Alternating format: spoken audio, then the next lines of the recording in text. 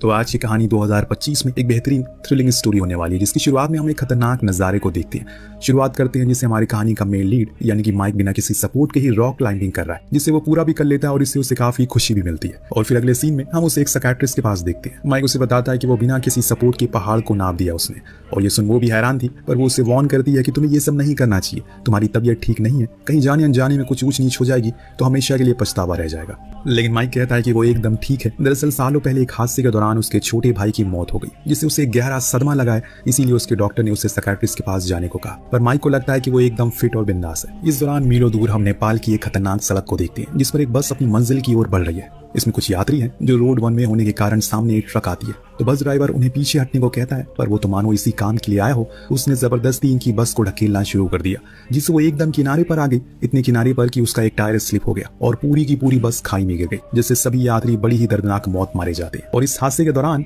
हम एक शख्स को फोन कॉल पर बात करते हुए देखते हैं, तो यानी कि ये कोई हादसा नहीं बल्कि एक प्लानिंग थी। पर उन मासूम लोगों की जान लेकर किसी को क्या ही मिलेगा। उधर माइक जब अपने भाई की आखिरी बची हुए सामानों को देख रहा होता है, तो उसमें उसे एक नोट मिलता है जिसमें लिखा था कि अगर वो मर जाए तो उसकी अस्थियों को हिमालय में उड़ा देना, क्योंकि वो जगह उसके लिए सबसे पवित्र है। ये पढ़कर माइक फौरन ही काठमांडू की टिकट बुक कर लेता है, यानी कि आगे की कहानी अब हम नेपाल में देखने वाले हैं। पर इससे पहले हम ये देखते हैं कि असल में नेपाल में क्या चल रहा है। एक रुद्र नाम का शख्स जो वहाँ के नागरिकों को बताता है कि वो सरकार से मिलकर एक बहुत बड़ा डैम बनाने वाला है, लेकिन उसके लिए उन्हें आसपास के सारे घरों और झुग्गियों को हटाना पड़ेगा, और इसके लिए वहाँ के लोकल बिल्कुल भी राजी नहीं थे। तब उन्हें शांत कराने के लिए गणेश रॉय नाम का एक शख्स आता है जो लोगों को काफी मदद करता है। उसने सभी को समझाया कि उस डैम के बन जाने से सभी के घरों में बिजली आएगी और इससे काफी फायदा होगा और भी कामों में। हमारे लिए बहुत पवित्र है ये, तो हमें उसे सुरक्षित भी रखना चाहिए, इसलिए आप चिंता ना करो, मैं इन सब चीजों की जिम्मेदारी लेता हूँ, किसी को कोई नुकसान नहीं होगा। अगर वो डैम बन गया तो हम सभी बहुत ज्यादा फायदा होगा। सभी लोग उसकी बात मान लेते हैं। इतनी में गणेश का बेटा भागते हुए आता है और उन्हें बताता है कि दादाजी की बस खाई में गिर गई है, जिससे उनकी मौत हो गई है। अब ये सुन फौरन अपनी स्पीच को वो बीच में रोक देता है। इधर माइक अब प्लेन में बैठ चुका है, लेकिन आज भी उसे अपने भाई के साथ वो आखिरी पल याद है जब आखिरी बार उसने ड्रॉप किया था।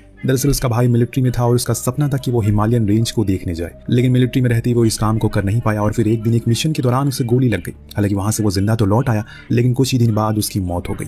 उसका सपना अधूरा रह गया, पर अब माइक उसके ख्वाहिशों को पूरा करने के लिए निकल चुका है। लैंड करते हुए उसे धानी नाम की लड़की मिलती है जो उसे यहाँ पर गाइड करेगी। उसे नेपाल के बारे में काफी कुछ बताती है और फिर दोनों बस में चढ़ जाते हैं जो कि सीधा माउंट एवरेस्ट के करीब लेकर जाएगी। इस बस में और भी लोग मौजूद थे जो कि वहां पर ट्रक के लिए